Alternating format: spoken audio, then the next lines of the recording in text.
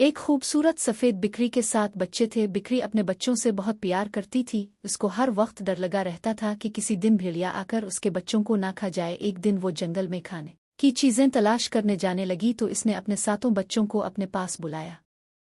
बिक्री ने कहा, प्यारे बच्चों, जब तक मैं बाहर रहूं इस बात का ख्याल रखना कि भेड़िया तुम्हारे करीब ना आने पाए। दरवाजे बंद करके रखना, अगर भेड़िया अंदर आ गया तो वो तुम सबको खा जाएगा। वो तुम्हें भेस बदल कर धोखा दे सकता है, मगर तुम उसकी खुरदरी आवाज़ और काले पैरों से पहचान लेना। बच्चों ने जवाब दिया, ओ प्यारी माँ, फिक्र ना करें, हम अपनी बहुत अच्छी तरह हिफाजत करेंगे। बिक्री अपने बच्चों को छोड़कर जंगल चली गई। ज्यादा देर नहीं हुई थी कि किसी ने दरवाजे पर दस्तक दी और साथ आवाज़ भी दी, प्यारे बच्चों, दरवाज़ा खोलो, मैं तुम्हारी उम्मी हूँ और तुम सब के लिए अच्छी अच्छी खाने की चीज़ें लाई हूँ।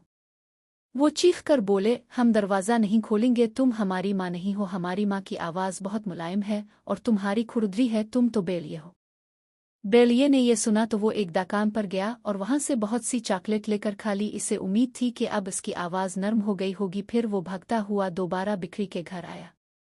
दरवाज़ा पर दस्तक देकर भेड़िया बोला, प्यारे बच्चों, दरवाज़ा खोलो, मैं तुम्हारी माँ हूँ और तुम सब के लिए अच्छी अच्छी खाने की चीज़ें लाई हूँ। जब भेड़िया बोला तो इसने अपने पाँव खिड़की पर रख दिए। बच्चों ने नरम आवाज़ सुनी। पहले तो वो समझे कि उनकी माँ आ गई है, मगर उन्होंने इसके काले पाँव देखे तो समझ गए कि ये भेड़िया है। वो चीखे, हम दरवाज़ा नहीं खोलेंगे, तुम हमारी माँ नहीं हो। हमारी माँ के पाँव काले तो नहीं हैं, तुम तो बेलिए हो।